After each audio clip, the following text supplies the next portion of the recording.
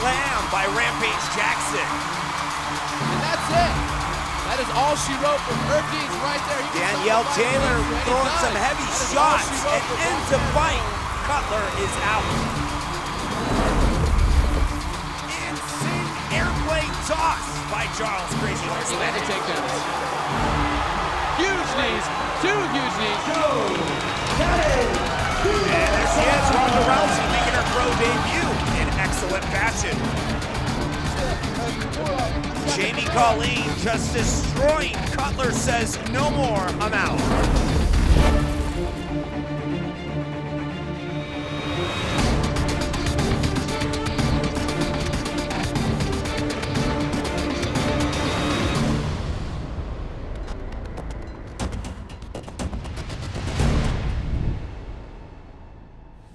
And a quick look at our rules of combat based on 3 5-minute rounds, and of course 5 5-minute rounds for championship bouts. And of course in the amateur division that changed to 3 3-minute rounds, and of course 5 3-minute rounds for championship bouts in the amateur division.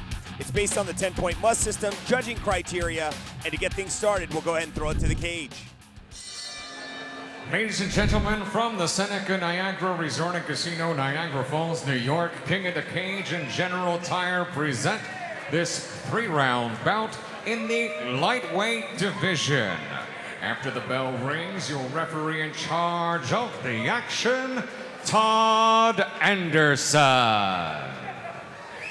Introducing first, fighting out of our Lucas Oil blue corner, standing 6 feet tall, official weight 145.4 pounds. He represents himself as an independent fighter. Ladies and gentlemen, from Bronson, Michigan, presenting Alex the Reaper Watson. His opponent across the cage, fighting out of our General Tire red corner, stands at 5 feet 10 inches tall. Official weight 143 pounds. He represents Buffalo United Martial Arts. Ladies and gentlemen, from Buffalo, New York, presenting Adrian, the Monkey King, Guadalupe. Once again, Todd Anderson is your official for this bout. Now with the final instructions, 3 rounds of action scheduled. Gentlemen, what are the rules in the back? Protect yourself at all times, obey my commands at all times. If you wish to touch gloves, do so now. Step back a little.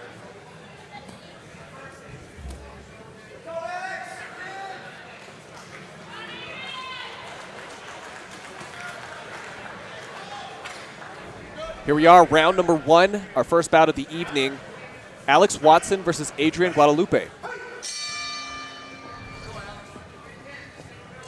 And they're off. Both these fighters are great in the stand-up. Guadalupe a little more well-rounded on the ground. We'll see how they test the waters out. And it looks like he clipped him there with a, looks to be an unintentional groin shot. Yeah, it's always worse. I mean, it's great. I mean, it's bad when it happens. It's good when it happens in the beginning. Right. Because then, hey, you're fresh, you can recover. It's like, hey, you didn't do all this stuff. Exactly. And it looks like the doctor is coming in for a recommendation here. We may see an end to this bout. Ladies and gentlemen, referee Todd Anderson, acting on the advice of the cage-side physician, has called a halt to this bout due to an unintentional groin injury. The official time is 12 seconds of round number 1. This goes into the record books as a no contest. No winner in this fight. No contest. Here is Tim Crowe.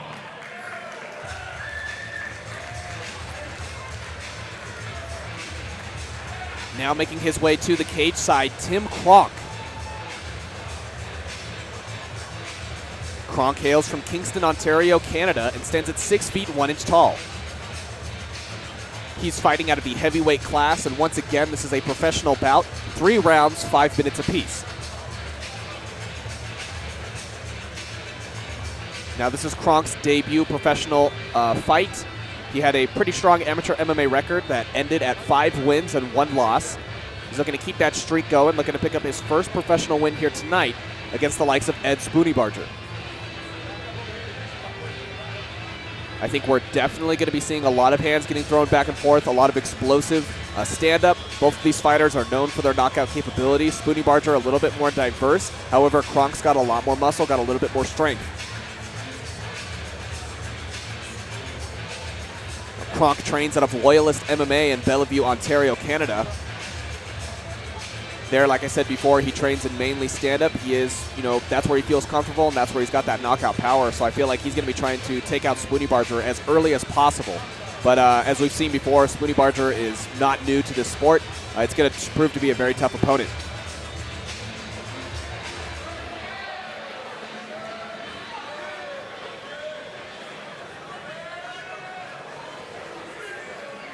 Here is Ed, the Alchemist Spoony Barger.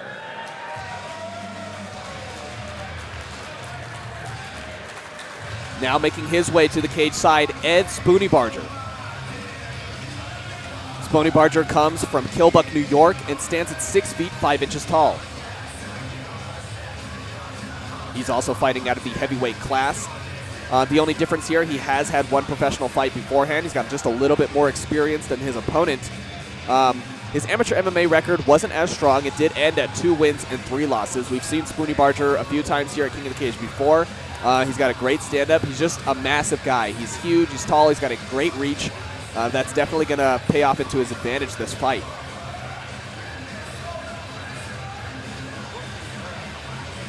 Spoony Barger trains out of SBGY in Killbuck, New York. He is inspired by the likes of Bruce Lee and Jeet Kune Do. He also trains in Muay Thai and grappling. So like I was saying before, he's got a little bit more of a diversified skill set over Kronk. He can handle himself on the ground. He can handle himself in the stand-up. He can throw some kicks, not only punches. Definitely is going to add to his advantage. We'll see if we can pick up his first professional win here tonight and break that losing streak that he has, only 1 loss, on his record. The referee now finishing up his final inspection, and Ed Spoony Barger heads inside the cage.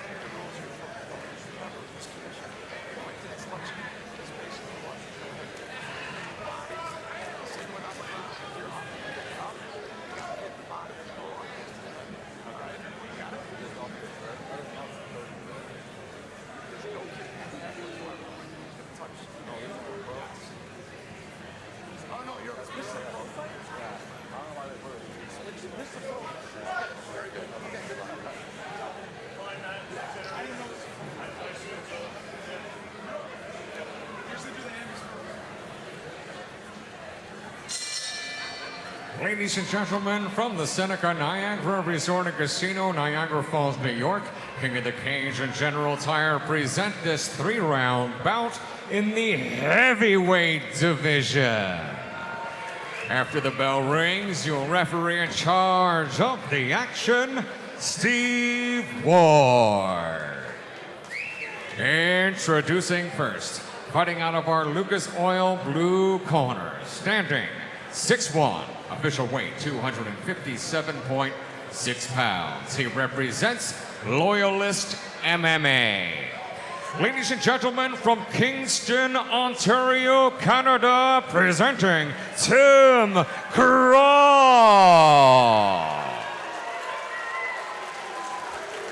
His opponent across the cage, fighting out of our General Tire red corner, stands at 6 feet 5 inches tall, official weight 260.6 pounds. He represents SBGX MMA. Ladies and gentlemen, from Killbuck, New York, presenting Ed, the Alchemist, Spoony Barger. Once again, Steve Ward is your official for this bout now with the final instructions, 3 rounds, heavyweights.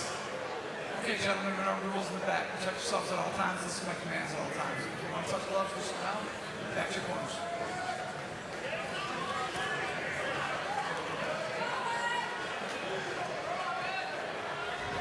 Here we are, round number 1. Tim Kronk versus Ed Spooneybarger. This is a heavyweight bout. 3 rounds, 5 minutes apiece.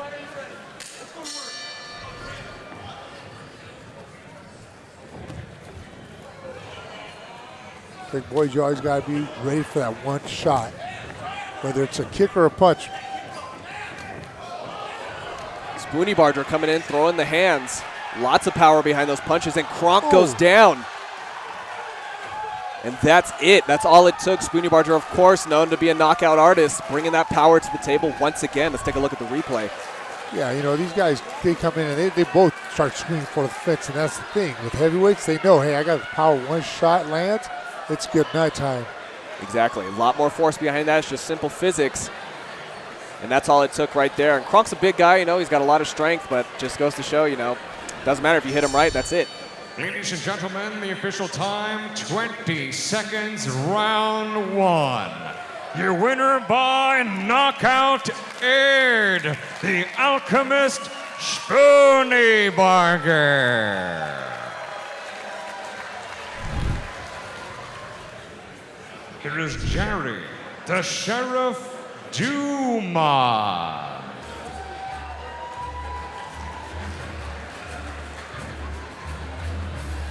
Now making his way to the cage side, Jared Dumont. Dumont hails from Manitoulin Island, Ontario, Canada, by way of Niagara Falls. He's standing at 6 feet 1 inch tall. He's fighting out of the 155-pound weight class. Once again, this is an amateur bout, 3 rounds at 3 minutes apiece. A little bit more faster pace than what we've seen before. Now Dumont looking to pick up his 2nd amateur win here tonight. His current record stands at 1 win and 2 losses. Looking to even that score. Dumont currently holds a blue belt in Brazilian Jiu-Jitsu and trains out of Niagara Top Team in St. Catharines, Ontario. Also out of Parabellum MMA in Oakville, Ontario. Now Dumont considers himself a striker and a wrestler. He's a pretty diverse opponent. He is influenced by the likes of Roy Jones Jr., Conor McGregor, and Mayo Holloway. He also trains in wrestling, as I was saying before. He's a pretty diversified opponent. He's got a blue belt in jiu-jitsu, so you know he's not just a greenhorn when it comes to that. He's got a little bit of skill, some technique there. Definitely going to prove to be a very tough opponent against the likes of Patrick Carrasquillo. Now Dumont, we've seen a couple of times here at King of the Cage. He's a very good fighter, always putting on a very exciting fight.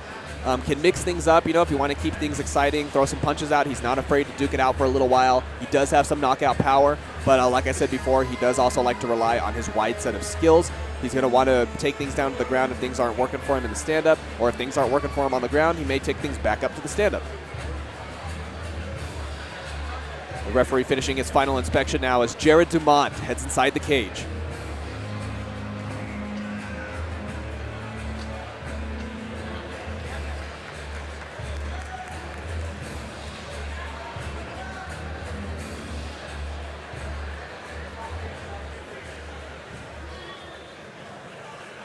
Here is Patrick Pop Off Pat Carrasquillo.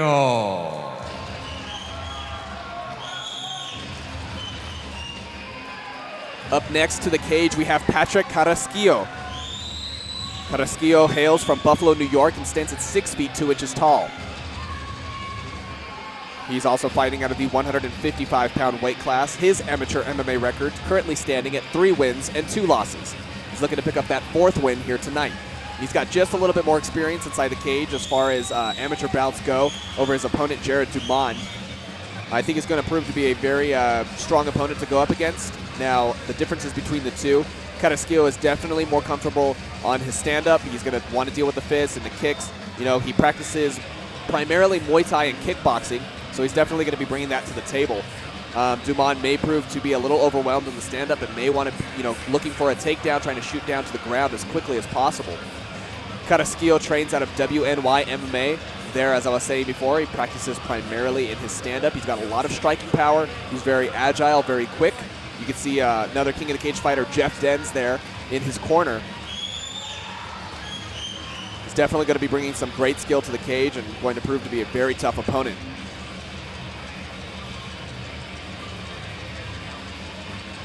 The referee finishing up his final inspection as Patrick Carrasquillo heads inside the cage.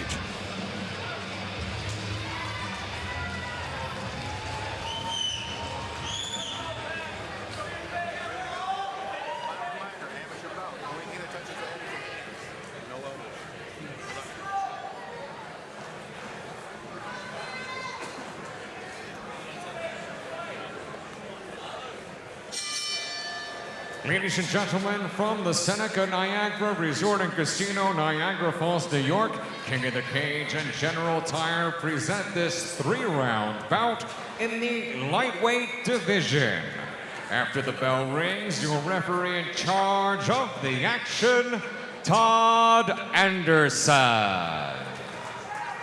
Introducing first, fighting out of our Lucas Oil blue corner, standing 6'1", official weight 153.2 pounds. He represents the Niagara Top Team and Parabellum MMA. Ladies and gentlemen, from Manitoulin Island by way of Niagara Falls, Ontario, Canada, presenting Jared the Sheriff Duma.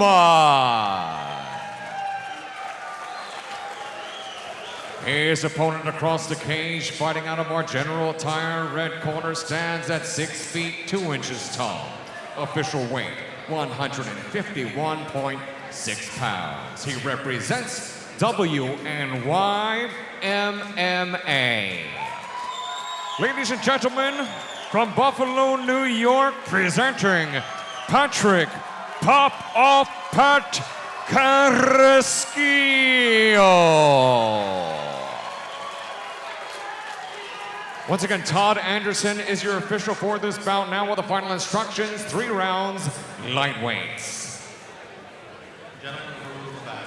Protect yourself at all times. Benett, which touch gloves is allowed. Step back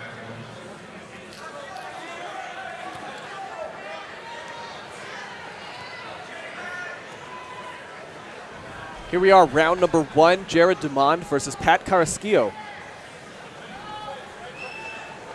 This is an amateur bout set for 3 rounds, 3 minutes apiece. And they're off. Both of these guys really agile, very well-rounded fighters. They can hold their own on the stand-up and on the ground. Carrasquillo looking to stick to the boxing a little bit more here. Dumond putting him up against the cage. Gets the trip, takes things down to the ground. Well, if Guadalupe just wants to stall him out like this, it's perfect. He cannot start trying to do anything because then it makes it look like the top guy's active. The ref ain't going to stand him up. That's one thing guys don't realize. Hey, if I'm on the bottom, I just want to get stood up. I got to hold him. I can't try and do anything because then I'm going to be down here longer. Exactly. You know, and a lot of times, you know, people are thinking, well, I can't just do nothing. But sometimes it's the best option, especially if you are primarily a stand-up guy. You want to get back up to your feet and, you know, do what's best for you. Yeah, Dumond definitely looking a little more comfortable here on the ground over Carrasquillo. He's maintaining that top position. I mean, because right now, you know, Dumond, he ain't really doing much but just holding Carrasquillo down. And that's what I'm talking about. If Carrasquillo, hey, if you don't want to waste that extra energy, 30 seconds, you know, refs will be like, hey, they ain't doing nothing, let's get him up. Carrasquillo, there we go, coming back with some punches now. See, he's definitely in his game when he's on the stand-up. Now let's see if he can keep it there because Dumond most likely is going to be looking to take things right back down to the ground. Yeah, he's got to be careful with those high kicks like that, you know, because he kicks high enough, he's going to get knocked off balance by Dumond and right back on his back.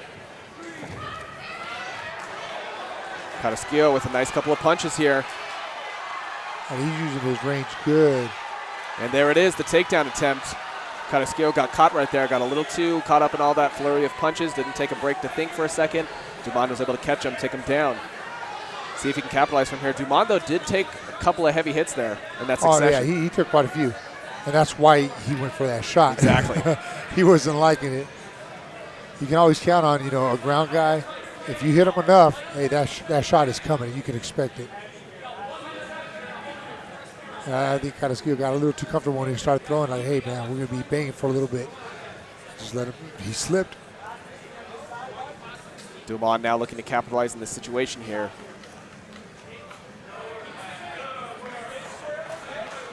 Carrasquillo keeping himself in a very kind of an awkward position there. Just the upper neck up against the cage.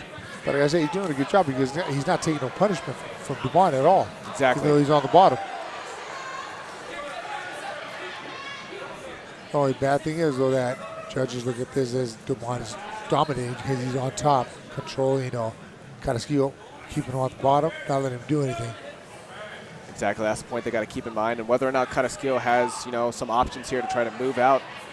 He's not really going to have enough time here now with only about 10 seconds left in the round to get back up to his feet, so he's going to have to do his best he can here. And like you said, maybe working more on just locking down Dumont and trying to get things stood back up, in the upcoming round. And Dumont getting a couple licks in there right at the end of the round. He played that smart. That's what the judges, you always remember the beginning of the fight and the last 10 seconds of the fight. No, exactly, yeah. And right there in between, we saw Carrasquillo got a chance to really turn things around there for a second. And while he did for the moment, once things got taken back to the ground, it ended up right back in Dumont's hands. Yeah, no matter what, when someone takes you down, the judges are looking at, okay, he took him down, what is he going to do? And right here, Dumont at the end, he was postured up, let down his flurry, and then judge's eyes are okay, he was banging it out right there. So, even though right here, you see Carrasquillo, just getting the better of Dumont at all on the stand-up. We'll have to see how it develops coming up after the break. King of the Cage on MAV TV. We'll return after this.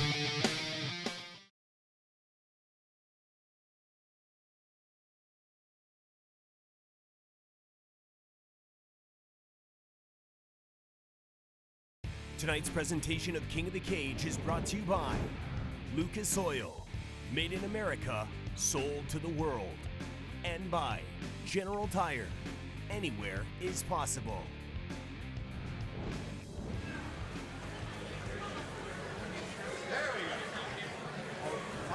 Welcome back, round number 2. Once again, Jared Dumont versus Pat Carrasquillo. We had a pretty exciting first round, kind of going back and forth a little bit there. The stand-up is definitely being dominated by Carrasquillo, but Dumont is getting him down to the ground and successfully controlling from that point. Yeah, Carrasquillo, if he wants to do better, he's got to avoid that takedown, or if he gets taken down, he's got to pop up a lot quicker than, sitting there for 30 to seconds to a minute. Dumont looking to throw some hands here. Carrasquillo up against the fence. And Dumont just slides right in, looking for another takedown, and gets it. Yeah, that's where it's important for Carrasquillo. As you know, he's a striker. He's up against the fence. He's got to know, hey, I got to get out of here because if not, this is going to happen. Exactly. It looks like he doesn't have a whole lot of experience with takedown defense. He's definitely, something I'm sure his coach is looking to improve upon. He's a great striker. He's got some great hands, great power, but he's just got to work on, avoiding those takedowns because Dumont was very easily able to just slip right in there. Yeah, and that's what amateurs is all about. You go in there, you know what you're good at, and you learn what you're not as good at, what you can improve on, polish up, and get better. And I'd like to see Dumont do a little more ground and pound right here. He's not in a position to land a good submission, but he's in a position to land some good punches.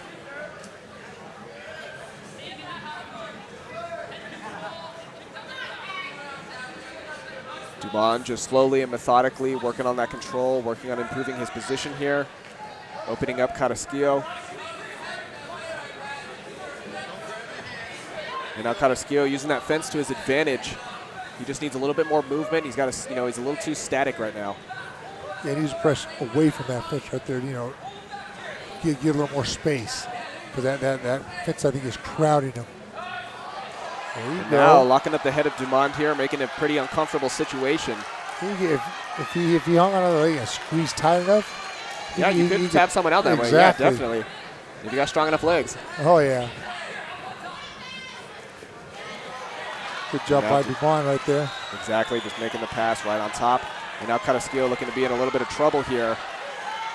Dumont nicely transitions, taking the back. He's got his hooks in. Looks like he got it in. And it looks pretty deep. There's the tap. That's it. Great execution from Dumont. He stayed calm even though right there things were kind of slipping a little bit. Was able to turn things around into his favor really easily. Slip and take the back. Slip in that rear naked choke, no problem. Let's take a look at the replay. Yeah, both guys right here, they're swinging, and Dumont, like we said, he actually started throwing a few back. Threw Carrasquillo off a little bit, but then he goes in for that takedown. And once he gets it, it's all Dumont right here. He has his weight, gets full mount, starts, dropping some bombs. Kotaski don't like it, turns his back, and that's the worst for an amateur that doesn't know the ground that well, because this is what happens right here. You get tapped. Ladies and gentlemen, the official time, 2 minutes and 23 seconds of round number 2. Your winner by tap out submission from a rear naked choke, Jared the Sheriff Duma. Here is Draco, the great Dracolini Rodriguez.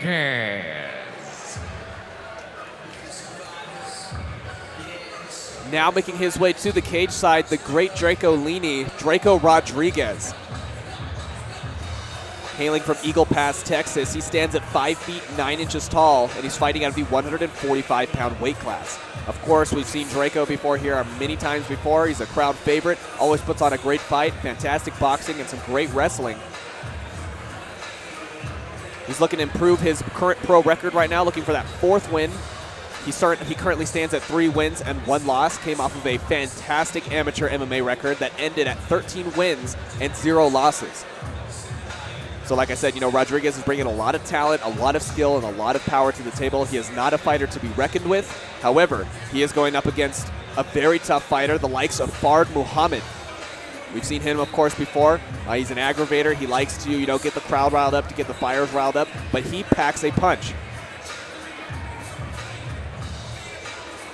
Now, Rodriguez currently trains out of Reds Boxing and One Combat Academy in Sioux City, Iowa.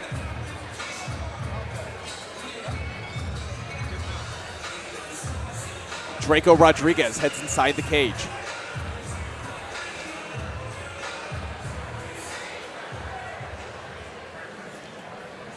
Here is Farad, the Messenger Muhammad.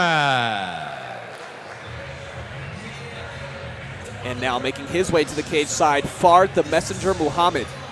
He's hailing from Las Vegas, Nevada, and stands at 5 feet 5 inches tall. He's currently fighting also out of the 145-pound weight class. His pro MMA record standing at 6 wins and 11 losses. He's had a lot of experience in the cage. He's definitely a very tough fighter to get behind. And anybody that has fought Muhammad, at least that I've seen here at King of the Cage, I'm sure would not ever claim that it was an easy fight. I mean, he may not have the fanciest record around, but this guy packs a punch, he can take a punch, and he's got a great ground game. Muhammad currently trains out of Kingpin Brazilian Jiu-Jitsu and Vegas Tribes, also out of Carlson Gracie. As I was saying before, Fard Muhammad is a very diverse opponent. He's got a fantastic stand-up. He's got a great ground game. I believe he is currently a brown belt in Brazilian Jiu-Jitsu, so he's going to be bringing a lot of seniority in that realm to the table. Now, on the other hand, Draco Rodriguez may not have, the belt to back up his Jiu-Jitsu. However, his wrestling, that Iowa wrestling, we've seen it before plenty of times through the likes of fighters like Kyle Angerman, who's also in the corner of Rodriguez. We're definitely going to see that clash here tonight. If that Iowa wrestling versus that, standard Jiu-Jitsu, Gracie Jiu-Jitsu at that. We'll see how it tests as Fard Muhammad heads inside the cage.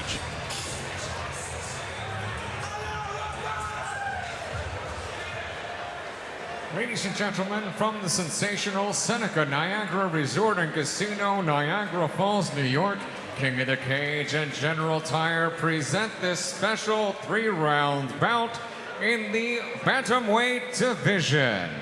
After the bell rings, your referee in charge of the action, Steve Ward.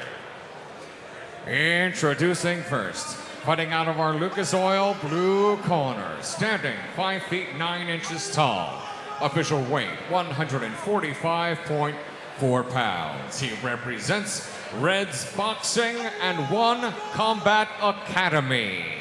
Ladies and gentlemen, from Eagle Pass, Texas, presenting Draco, the great Dracolini Rodriguez. His opponent across the cage, fighting out of our General Tire red corner, stands at 5 feet 5 inches tall. Official weight, an even 146 pounds. He represents the Vegas Tribe, and Carlson Gracie. Ladies and gentlemen, from Las Vegas, Nevada, presenting Barad, the Messenger Muhammad.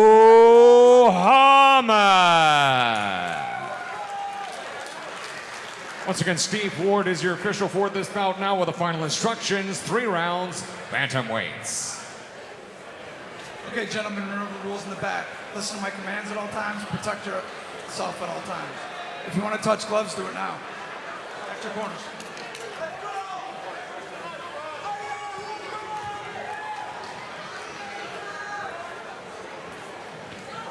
Here we are, round number 1. Draco Rodriguez versus Fard Muhammad. And I'm sure we're in for a very action-packed brawl here. Both these fighters, we've seen them plenty of times at King of the Cage before. Both of these guys got really good hands, and Fard takes one from Rodriguez. Ooh. And returns with a groin shot. It looks like they'll take a break here. The fighter has up to 5 minutes to rest if he needs it. You gotta realize, when you're getting attacked a lot, a little groin shot, hey, you get your break, reset. Exactly, and like you were saying before, we saw one of these earlier tonight. Better to take the time in the beginning when you're still fresh and not tired.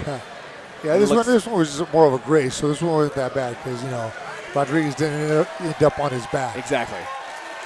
So that's a positive right here. And they're back in it very shortly. Muhammad, of course, being the intimidator as usual. And Rodriguez counters with a couple of strikes. Yeah. Muhammad still has his confidence. Now, a lot of this, the talking and stuff is trying to get into your opponent's head, throw him off his game plan, so he can't do that right there. Land some bombs. Rodriguez, of course, a very skilled boxer as well as a wrestler. This is by far his first professional fight. He has fought champions before, gone up for the belt in the past, and now gets taken down.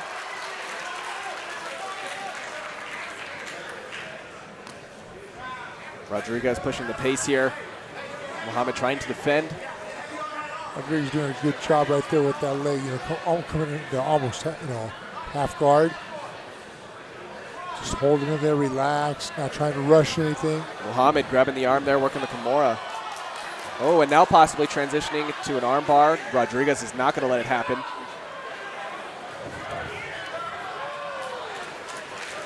And that's good movement right there by Muhammad. Realizing where Rodriguez is at and trying to capitalize, and boom, back up to his feet. And we have some great ground game here. 2 different styles going neck and neck. Rodriguez, of course, has that Iowa wrestling background. Lots and lots of wrestling. Fard, on the other hand, he's a brown belt in jiu-jitsu. So definitely going to be bringing that to the table, but you definitely see the different techniques being used. And Rodriguez throws a nice hammer fist right there. I think that knocked Fard a little bit. Knocks his mouthpiece out too. And it looks like he's got a little bit of swelling developing around that right eye.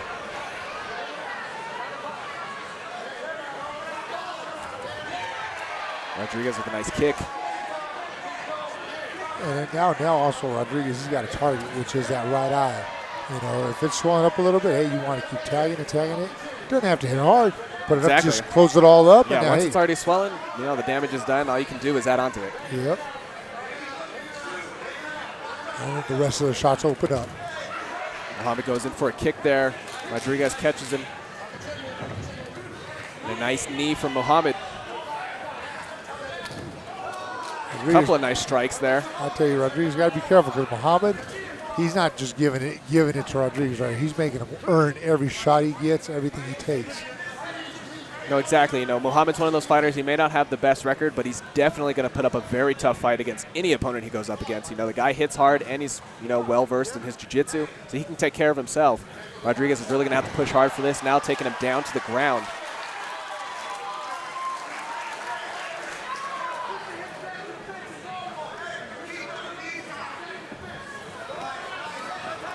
And look at that. Rodriguez going for the full mount, looking easy.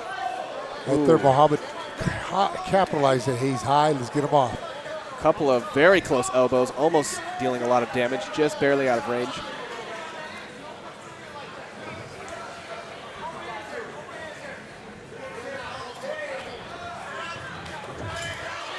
And Rodriguez definitely has the reach advantage here, so and the height advantage as well. That's definitely tagging into his dominance in the stand-up. But opting to take him back down to the ground once again. you know what? But Muhammad, I see a little advantage on the ground just in the sense of him being able to get back to his feet from here. Right. Because since he is a smaller guy, I mean, he gets little nooks and crannies and just pops up. Where you know, Rodriguez is like, whoa, where'd you go? Exactly, yeah. He's looking for a very ball. crafty you know. fighter on the ground. He's going to look for any opportunity to slip out.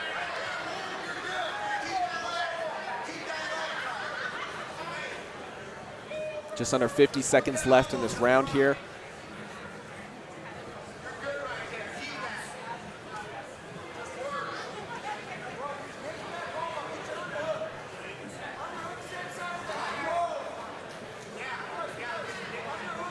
Muhammad pulls that leg off, and you know, Rodriguez's leg, he could shoot for a single right there, or even with the double, put Rodriguez right on his butt.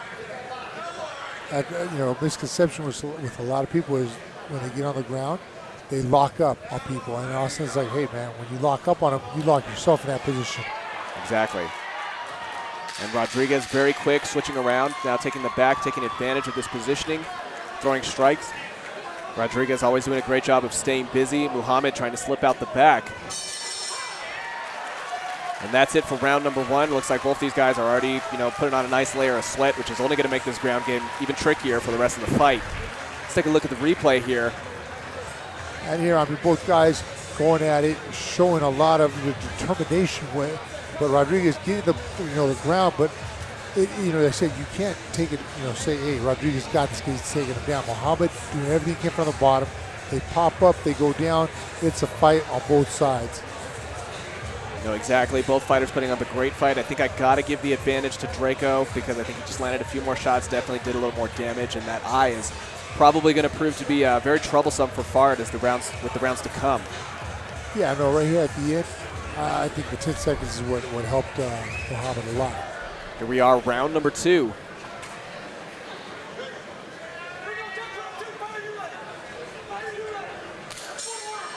And the Roth, both fighters getting a chance to rest here. Now both looking fresh.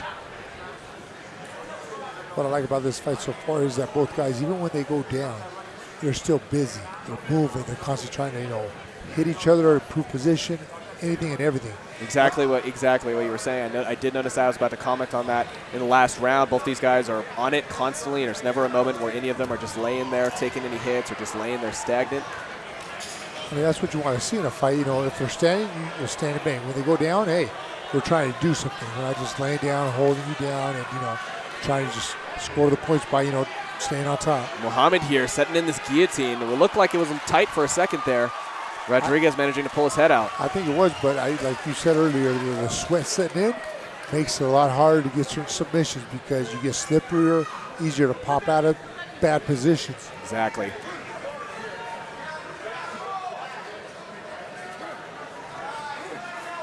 Muhammad doing a good job throwing some strikes, even though he's on his back, trying to throw those elbows whenever he can.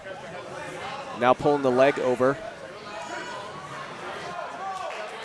You know, Muhammad is staying very busy on the bottom. I mean, he's striking, he's tying Rodriguez up so he can't really do anything. And it's like, hey, he's saving himself from getting more punishment on it from the bottom position.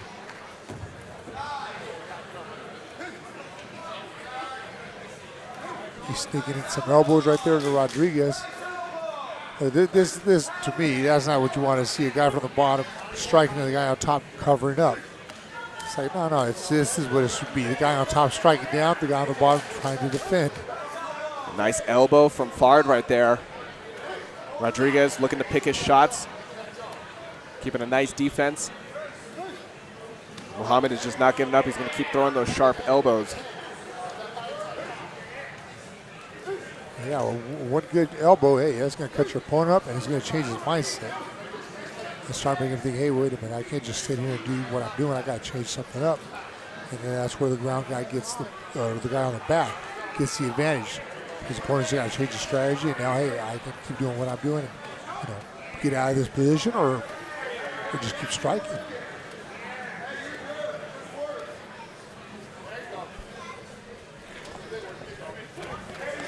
Rodriguez with a nice strike there, now back up to his feet.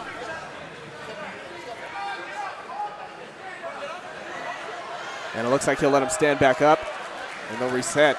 Yeah, that's a good call right there. You know, stand up, reset, hey, get a few shots in. take him back down. Big kick from Muhammad, returned by a couple of strikes from Rodriguez. Now they're back up against the fence. The only problem Muhammad had with this, take down his tie-up is he went too high on Rodriguez when they first locked up. If he went lower, he probably would have gotten Rodriguez down on his back. But he gave Rodriguez opportunity to tie him up and hold him down. And now getting into an awkward position here. I don't think that went the way Muhammad was planning. No, and now Rodriguez just going to pound down on the stomach immediately. Yeah, that's not a good position. Rodriguez got all his weight back on, Muhammad's chest area, which is hard to, pop him off. And so he got great shots right there at his midsection, which only going to make him breathe, trying to struggle harder. A lot harder. Now Muhammad has to find a way to get out of this here. It's not a good position. Look at the elbows to the thigh right there. Targeting all parts of the body. And Rodriguez turning things around here.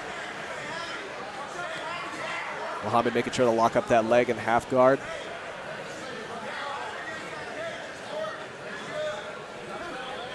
That's a really good spot to hit right there, the midsection, when you get on top. It makes it harder for your opponent to breathe. Right here, look at this. This choke might come a lot easier, too, with those, hits to the midsection. Definitely. He's already breathing harder right now, and it looks like it wasn't quite tight enough. But he does have the body triangle set in already. And if he's putting a little, squeeze on that body triangle, too, to hold himself there, hey, that's the same thing. Makes it harder to breathe, more uncomfortable. And that's how you set up a rear naked. You hit the opponent. They can think, oh, he's hitting me. He's not going for nothing, really. All you need is that one tiny little gap of space to slip that wrist right in there. And Muhammad did a good job here turning his back to avoid that rear naked. But he's got to watch that ground and pound here. Once again, locking down the head. It looks like some of those elbows did pay off. Draco does seem to have a cut on the top of his head. And he's still throwing him, too, from right there, which is great. And all the way to the end, I like that they're fighting 150% down from the first second the round starts to the last second. We'll take a look at this replay here. Rodriguez once again doing a great job in the stand-up and then taking things down to the ground and just dominating from there. But Fard Muhammad putting up a fantastic defense and is definitely hurting him along the way. Oh, yeah, that's the biggest key right there, Muhammad. From here to the ground, he's striking back.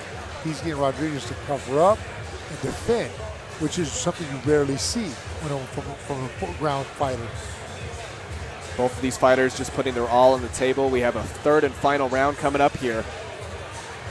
We'll have to see how it all settles out. If Fard can go ahead and dish out some more damage, he may end up turning it to his favor. Here we are, round number 3, the final round. Draco Rodriguez versus Fard Muhammad. Both of these fighters just putting on an excellent fight.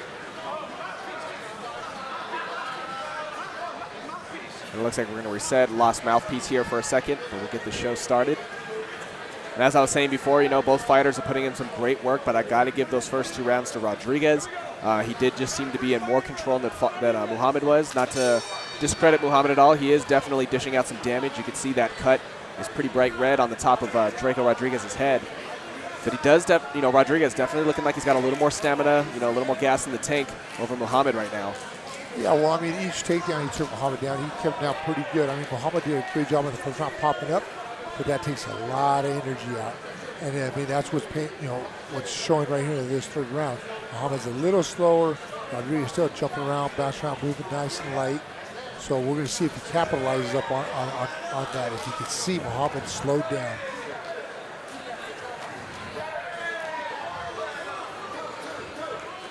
Rodriguez still got to be careful because just because Muhammad might slow down doesn't mean he got that power.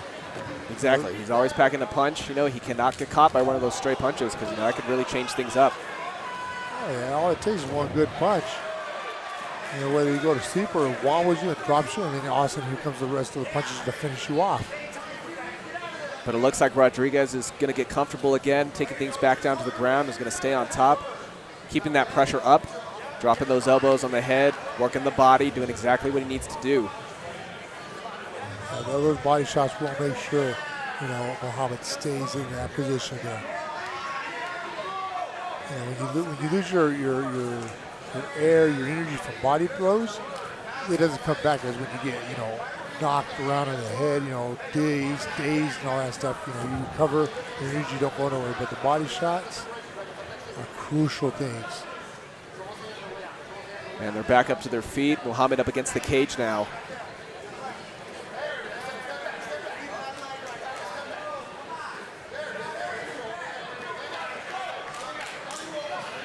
And they'll get a chance to reset here. Looking like they're going to go back to the stand-up and duke it out a little bit. Muhammad definitely looking a little fatigued here.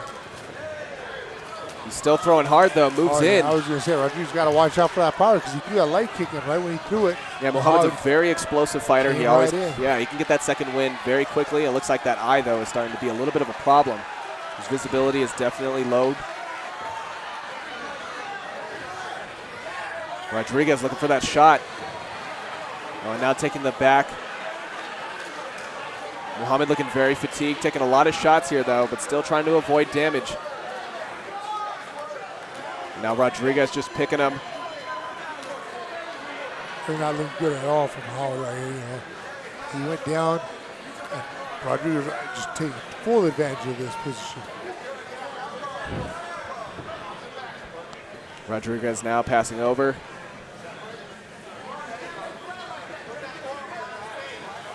Muhammad just locking him down, possibly looking for a reset back to the stand-up, but Rodriguez popping back out, throwing more strikes, not even giving him a second to breathe.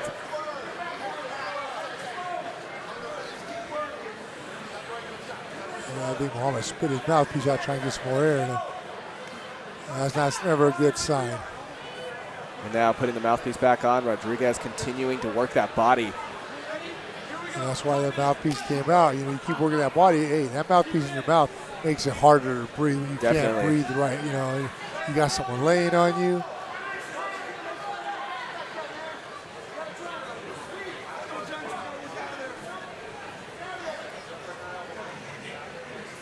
Like I said, Rodriguez doing a good job with his whole body, everything on Muhammad, just wearing him out. But he needs to pull up closer to his head, so he just drop that ground and pass straight to Muhammad's head, and the ref will stop this fight because I'm pretty sure Muhammad is pretty spent right here. He's been carrying Rodriguez's weight, good 2 minutes right now already, and I mean he's tired. You can see it. He spit his mouthpiece out trying to breathe from those body shots.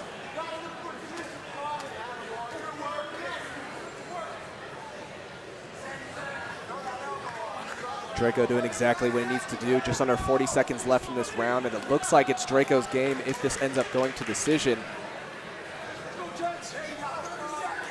Yeah, if Rodriguez keeps doing what he's doing, you can see 30 seconds. Muhammad ain't gonna pop out of here. He ain't gonna get a submission or a reversal. And now just taking more damage from Rodriguez here, shot after shot. He is still squirming out of this, trying to avoid damage, but it's not enough. Rodriguez now putting that pressure with the knee on the head. Coming in from side control, passing right back over, and just laying down more shots. 10 seconds left. Rodriguez looking to do whatever he can to impress the judges here. Big shots now coming down, but Muhammad survives the round, and it looks like we will be going to the judges' decision. And what a fight. Muhammad jumps right back up. Not wavering any kind of confidence here. And let's look at the replay. Once again, Rodriguez getting those takedowns, getting that dominant control on the ground. Muhammad did have a little spurt here in the stand-up where he was able to dish out some damage, but got sent right back down to the ground and just got pummeled again. Yeah, Muhammad didn't really have a response for what Rodriguez was dishing out. He tried, but most of it was, I think, fatigue, just kicking in. He tied Rodriguez up, just trying to catch his breath. Moments to get out. Ladies and gentlemen, after 3 rounds of bantamweight action here in the great Empire State, we go to the judges' scorecards, and all 3 judges at cage side are in agreement. They are David Bruce, Tim Corrado, and Paul O'Brien, scoring this bout exactly the same way, 30-26. For your winner by unanimous decision, Draco, the great Draco Lini Rodriguez.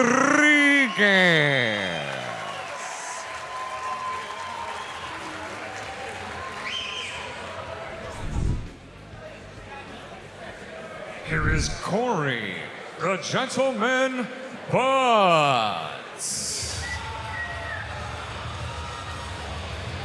Now making his way to the cage side, Corey Butts. He hails from Elmira, New York, and stands at 5 feet 11 inches tall. He's also fighting out of the 160-pound weight class, looking to pick up his 6th amateur win here tonight. His current record stands at 5 wins and 1 loss. He's looking to keep that streak going. He's having a fantastic amateur career so far. Definitely someone I would look forward to seeing in the professional league. Now, Butts currently only holds a white belt in Brazilian Jiu-Jitsu. However, he trains out of Crow's Nest BJJ. He practices a multitude of different styles, mixes things up from the stand-up and in the ground game. I think he's particularly going to want to take things down to the ground. He is a little stronger in the ground game, I think. And, you know, if he's looking for a finish, he may be looking for some kind of submission.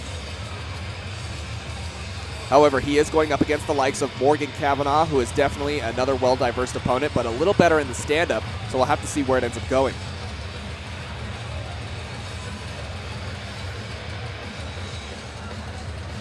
Now, Butts coming in very confidently, going up against the likes of Kavanagh. As I was saying before, Morgan Kavanagh has definitely fought for us quite a few times. He has a great amateur record as well.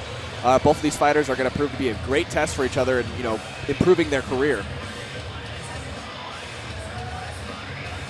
Once again, we're here, King of the Cage Showtime at the Seneca Niagara Resort and Casino in Niagara, New York.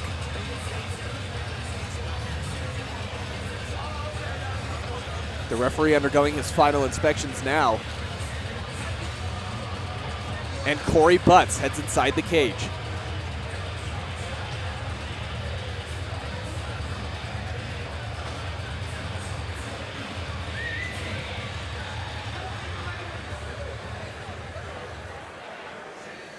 Here is Captain Morgan Kavanagh.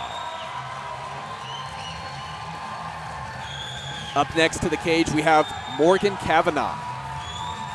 Kavanagh hails from Orchard Park, New York, and stands at 5 feet 11 inches tall. He's also fighting out of the 160-pound weight class and also has a very strong amateur MMA record, as I was stating before. His is currently standing at 8 wins and 5 losses. He's definitely had a little bit more experience in the cage over Butts. However, their records are fairly similar as far as win rates. Now, Kavanagh currently holds a blue belt in Brazilian Jiu-Jitsu and trains out of WNY MMA in Buffalo, New York. So like I said before, you know, he is a diverse opponent. He's going to be trying taking things down to the ground as well as keeping it on the stand-up. I think he's going to test the waters in the stand-up, going to mess around a little bit, throw a couple of jabs here and there, see how the waters play out. But if Butts wants to take things down to the ground, he's going to be met with some serious competition. Now, Kavanagh is bringing a heavy wrestling background as well as a freestyle fighting technique into his overall performance. Kavanagh looking to pick up his 9th amateur win here tonight. Definitely another fighter I would look to see in the professional division. He has developed quite the fan base since he's been fighting so far for King of the Cage. And the referee finishes up his inspections as Morgan Kavanagh heads inside the cage.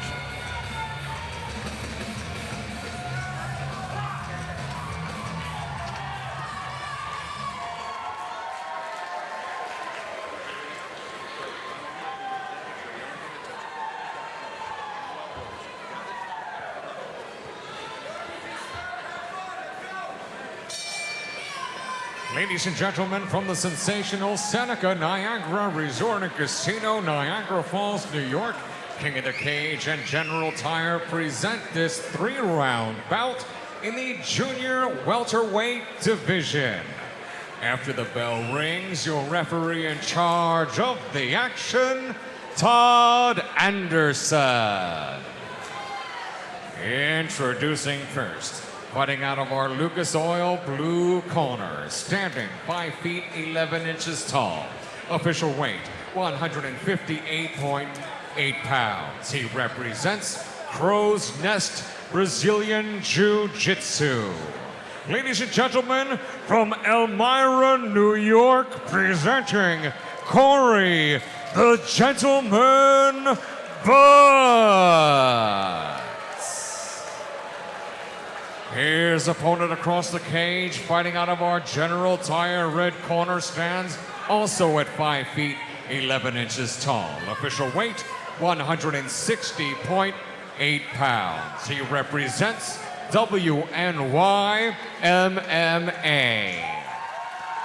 Ladies and gentlemen, from the home of the Bills, Orchard Park, New York, presenting Captain Morgan Kavanagh. Once again, Todd Anderson is your official for this bout. Now with the final instructions, 3 rounds, junior welterweights. Gentlemen, with the rules in the back. Protect yourself at all times. Obey my commands at all times. If you wish to touch gloves, do so now. Step back to corners.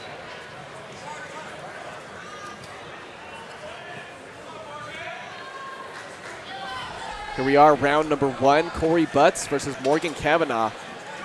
3 rounds, 3 minutes apiece. We're going to get things started.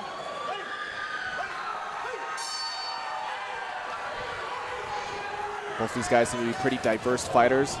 Kavanagh loves to stand up, but shooting down, looking to try to take things down to the ground early on. Butts returning with some strikes, fighting this takedown. Butts just got to be careful when he rushes like that, because right there you saw Kavanagh, he was throwing some bombs right at Kavanagh's head. I mean, if they would have connected just right, it would have been over right then and there, you know. He's got to try a little better to set that up before he just dives right in like that. Exactly, take a little more time. I mean, he came in quick, but it wasn't quick enough because, you know, he got a few shots on his way in. Butts doing a pretty good job of defending here. Not quite letting Kavanagh get to where he wants to be. And now throwing some strikes, doing a good job staying busy. Butts using that cage to his advantage, keeping that elevation up.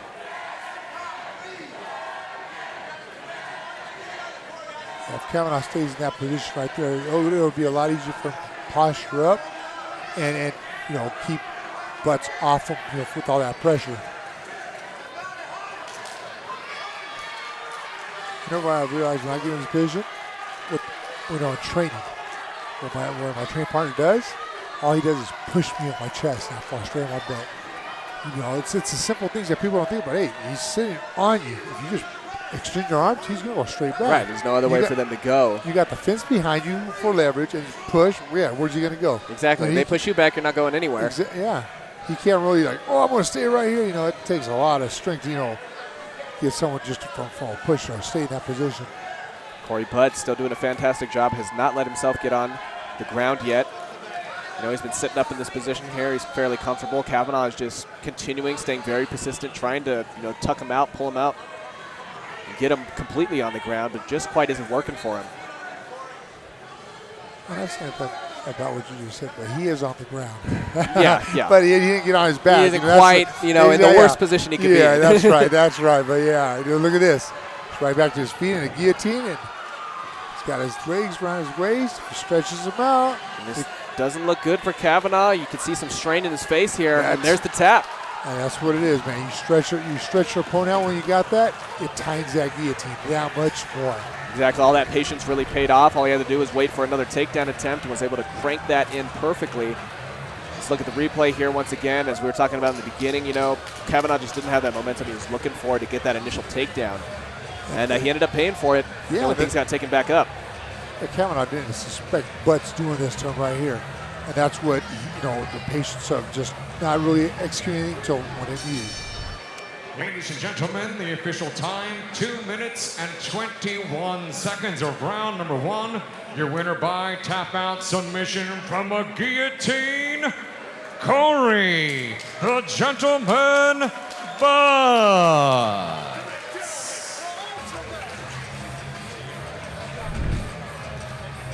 I know he's kind of similar to me. We have a similar record, similar body build.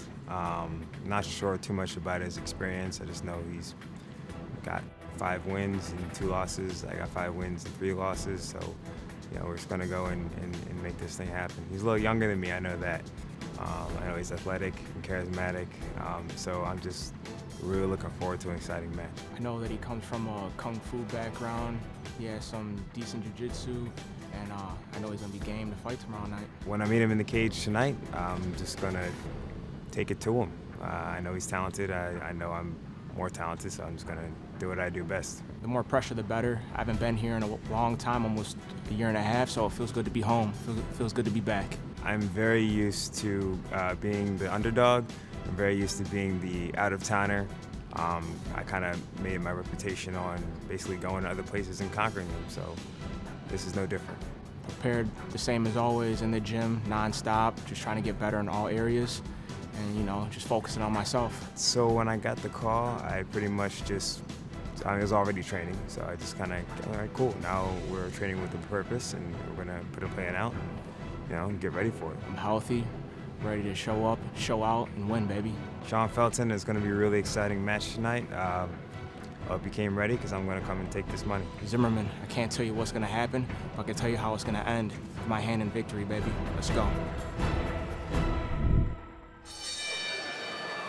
Ladies and gentlemen, from the sensational Seneca Niagara Resort and Casino, Niagara Falls, New York, King of the Cage and General Tire present our featured bout of the evening. Sanctioned by the Seneca Nation Athletic Commission, Chairman Scott Snyder, Vice Chair Tina Abrams, Regulatory Commissioner Jackie Grant. Timekeeper at the bell is Nicole Corrado, cage side physician Dr. Zia Sheikh. It's in conjunction with King of the Cage Incorporated, President and Founder Terry Trebilcock Jr., Matchmaker Tom Vaughn, Promoter Jeff Mahalik. The 3 judges scoring this match will be David Bruce, Tim Corrado, and Paul O'Brien. After the bell rings, your referee in charge of the action from Binghamton, New York, Steve Ward. And now, for the thousands in attendance and the millions joining us around the world. Western New York, let's hear it. This is our main event of the evening. 3 rounds of MMA in the lightweight division. Introducing first, fighting out of our Lucas Oil blue corner, standing 5 feet 11 inches tall. Official weight, 155 pounds. This College Park MMA fighter has a professional record of 5 victories with 3 defeats. Ladies and gentlemen, from Blue Bell, Pennsylvania, presenting Piankhi, the Nappy Ninja Zimmerman. His opponent across the cage, fighting out of our General Tire red corner, stands at 6'1", official weight 156 pounds. This WNY MMA fighter has a professional record of 5 victories with 2 defeats and 1 draw. Ladies and gentlemen, from Buffalo, New York, presenting Sean Superfly Felton Jr. Once again, Steve Ward is your official for this bout now with the final instructions, 3 rounds, lightweights. Okay, gentlemen, I expect a good clean fight. Protect yourselves at all times. Listen to my commands at all times. If you want to touch gloves, do it now. Back your corner.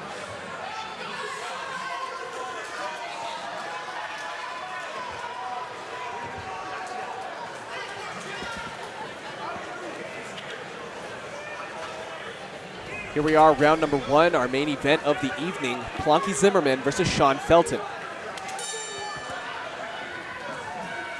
Sean Felton, of course, we've seen him many times here in New York, but Zimmerman coming off with some fire. Staying calm, looking very confident. Felton looking to test out the waters, just figure out what kind of fighter Zimmerman is. Some more big kicks. You better watch out with those leg kicks, because, I mean, it don't take many of those right there to take that leg out. Yeah, me and you, we've seen plenty of fighters. I'm sure you've done so to other fighters. You just chop that tree down, and that could be the end of the fight right there, as we've seen before. I mean, if honestly, 2 good shots at the same spot, that leg ain't the same no more. If there's just a little bit more, I'll say, yeah, your opponent will switch that. Becomes an endurance test.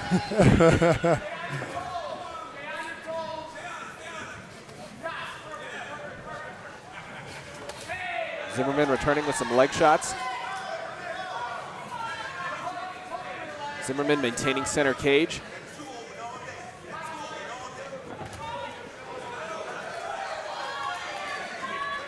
You know, Zimmerman, I think he's got a little bit more power over Felton, but Felton's just got a little bit more speed on his side. That and a little bit of reach. So, if you use his legs, he'll have that much more reach. Oh, yeah. Won't have to worry about getting engaged, so Zimmerman will be ineffective toward him.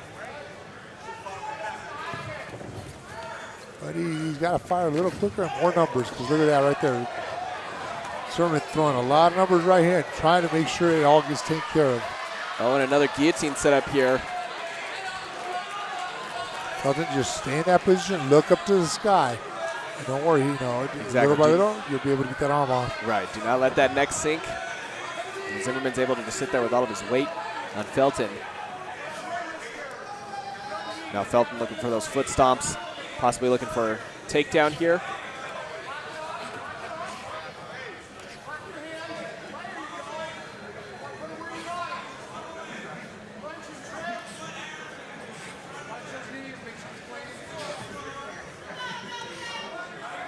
Felton, I don't know if Felton's trying to lock his hand behind Zimmerman's back to, just toss him over and put him on his back.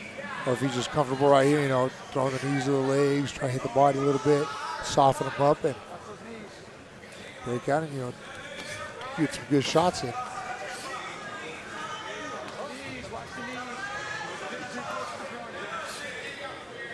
Both fighters just going back and forth, throwing knees back and forth, staying busy.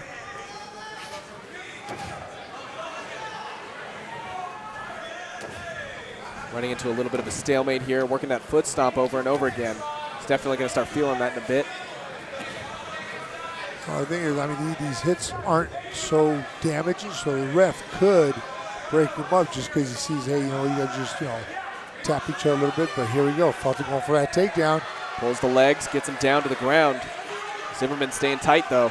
He gets full mount, too. Felton does. He just got to get his arms free right there. Lay down some bombs.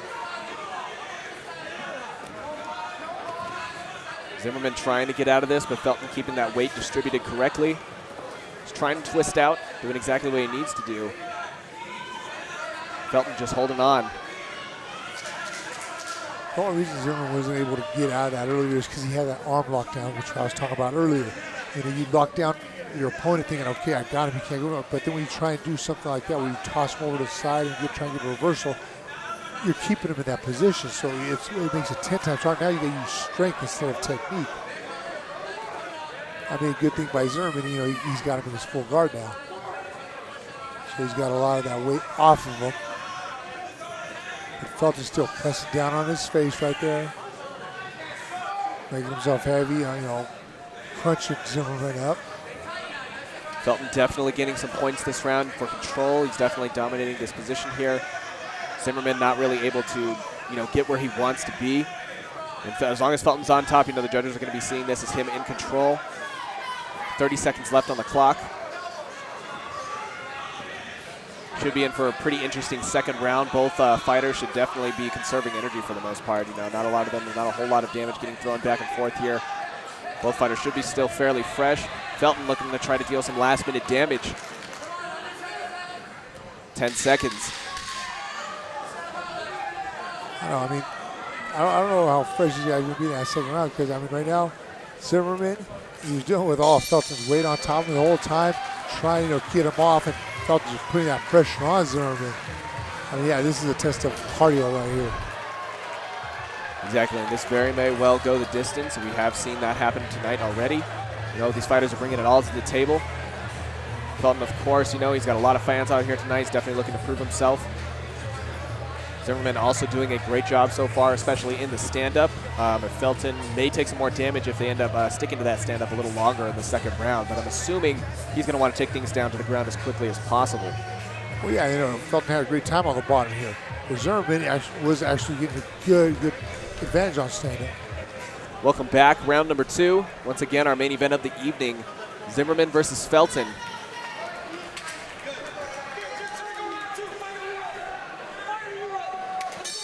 And they're off.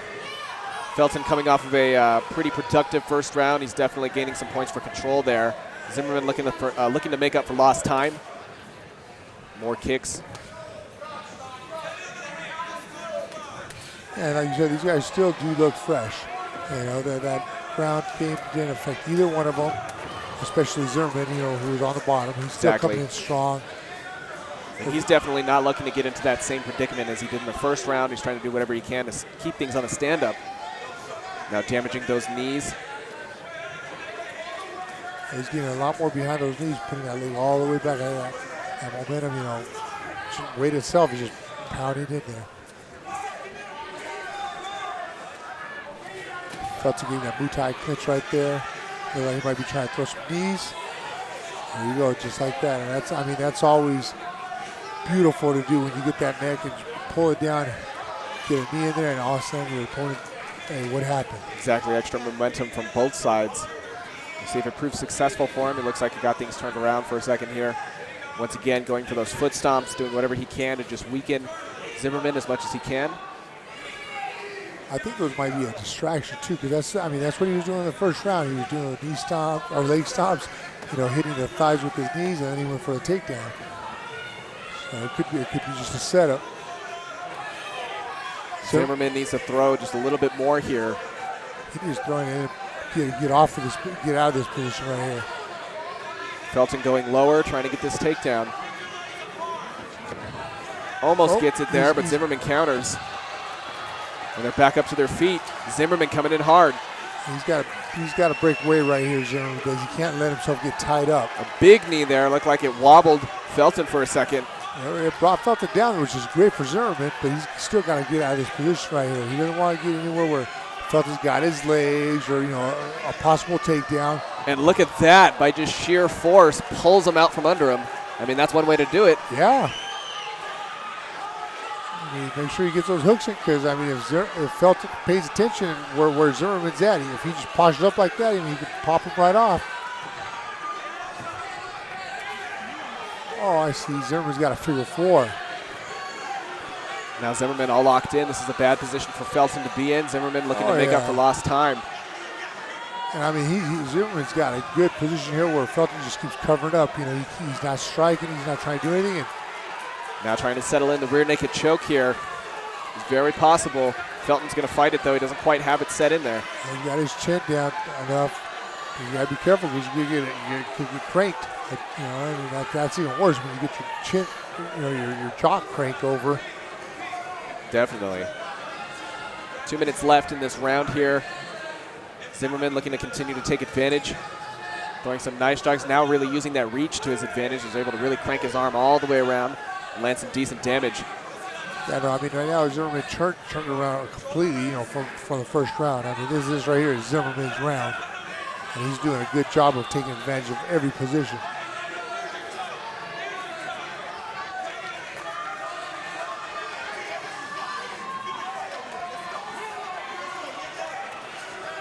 I don't know if Felton's still trying to recover from when, you know, he got rocked earlier. You know, he forced himself to get that takedown, you know, to save himself from being, you know, pulverized.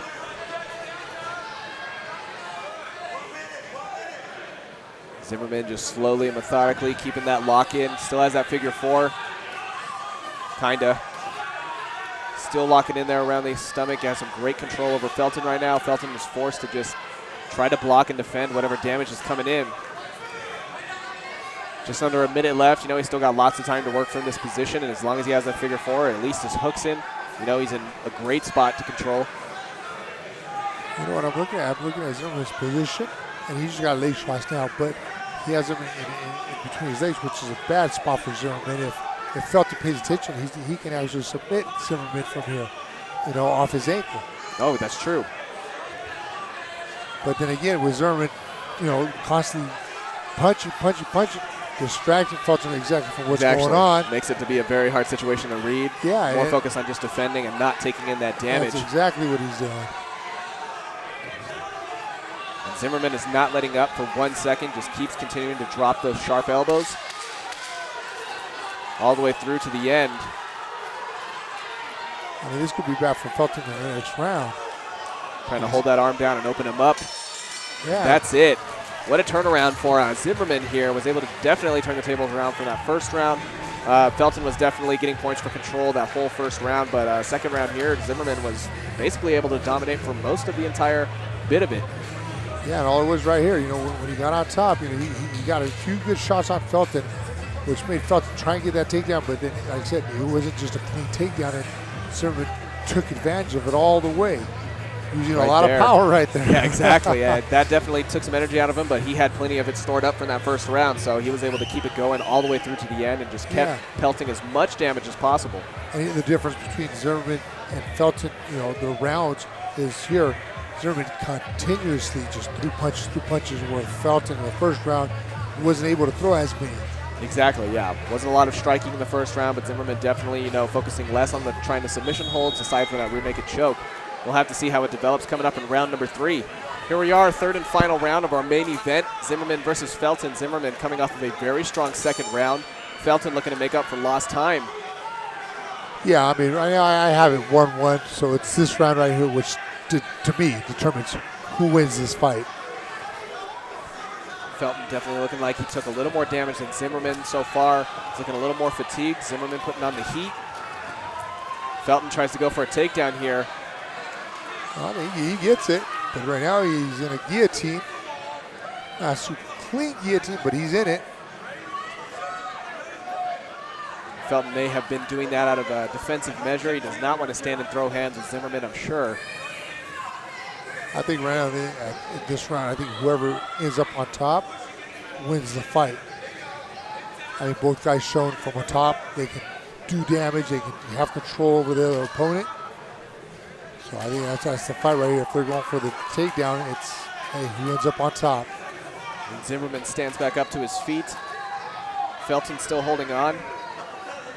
See if his persistence pays off. Oh, nice leg. Yeah, I mean, pulled his leg right out from under Zimmerman right there. Now Felton can just continue to keep working from here and find his way on top. He could definitely get some more points for control once again. I think Zimmerman going for Cormier right there. Felton tucked his arm away. That's what you do. You tuck your arm away and say, hey, you can't have it. It's mine. Zimmerman really trying to work for that right now. Smart move by Zimmerman, letting it go, not wasting that energy, for something that it would have cost him a lot of energy, and maybe he would have got it, maybe he wouldn't have.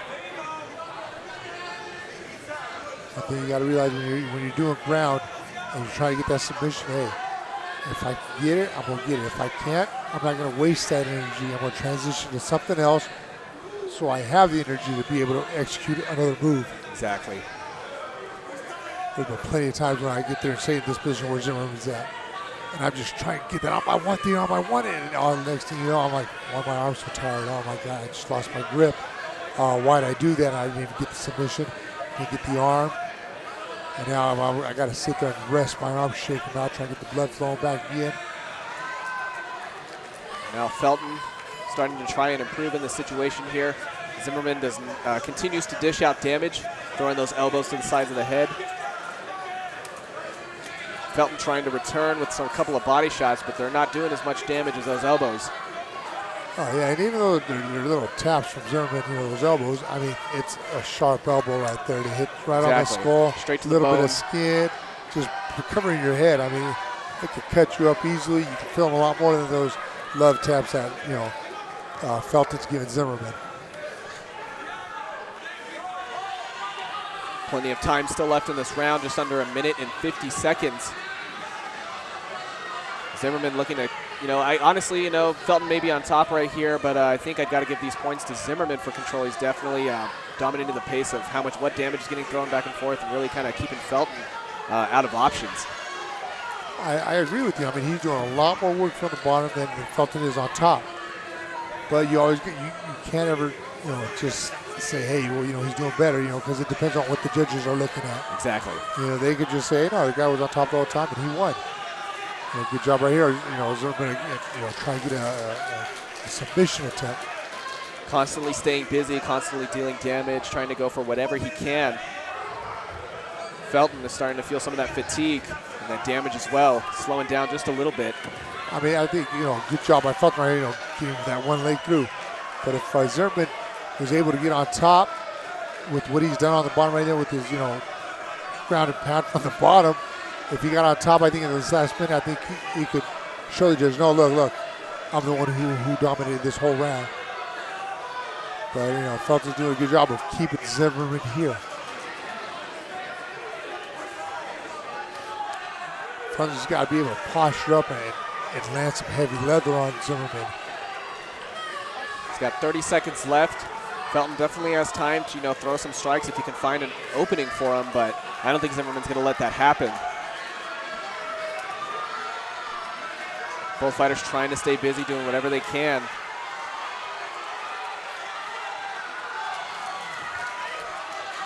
Zimmerman definitely showing less damage than Felton is. Who knows, that could become a major factor in the judging. It could not. Felton obviously still's got that energy. He's trying to go right here in these last few seconds. Not quite enough to finish it here. Looks like it's going to go down to the judges. Zimmerman showing a little bit of aggression there.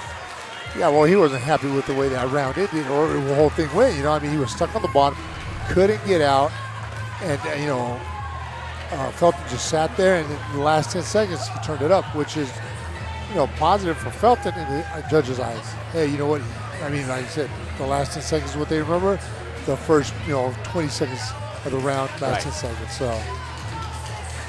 No damage being significantly thrown back and forth this round. A lot of kind of just pats here and there, whatever they could do. A lot of groundwork, but, neither fighter really getting to where they want to be. We'll just have to see. This is a very tough call. These guys were very close. See what the judges have to say. Ladies and gentlemen, after 3 rounds of lightweight action here in the great Empire State, we go to the judges' scorecards, and all 3 judges at cage side are in agreement. David Bruce, Tim Corrado, and Paul O'Brien scoring this bout 28-28. This bout is a draw.